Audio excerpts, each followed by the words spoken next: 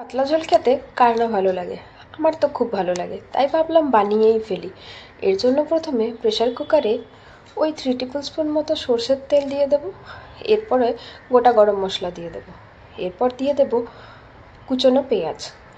পেঁয়াজটা হালকা লাল করে ভেজে নেব। এরপরে চিকেনের পিসগুলো দিয়ে দেবো। এরপর কয়েকটা টমেটো কুচি দিয়ে চিকেনটাকে 5 মিনিট মতো ভাজতে দেবো। আর এদিকে একটা পেস্ট বানিয়ে নেব। বাটিতে আদা রসুন পেস্ট দিয়ে দেবো, হলুদ গুঁড়ো, লঙ্কা গুঁড়ো, জিরে ধনে গুঁড়ো, গোলমরিচ গুঁড়ো আর নুন দিয়ে তারপরে জল দিয়ে মিক্স করে নেব। এবার এই পেস্টটা দিয়ে আরও ওই 10 মিনিট মতো কষিয়ে নেব। তারপর আর কি, ওপর থেকে ক্যাপসিকাম কুচি দিয়ে হলুদ দিয়ে ভেজে রাখা আলু দিয়ে দেব। আলু ছাড়া কি আর চিকেনের এই পাতলা ঝোল ভালো লাগে? এরপর প্রেসার কুকারে একটা সিটি দিয়ে গ্যাস অফ করে রেখে দেব সিটিটা নিজের থেকে রিলিজ হওয়া পর্যন্ত।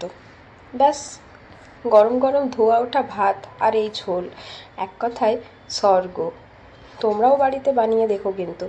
আর ভিডিওটি ভালো লাগলে লাইক শেয়ার কমেন্ট অবশ্যই করে দিও কিন্তু।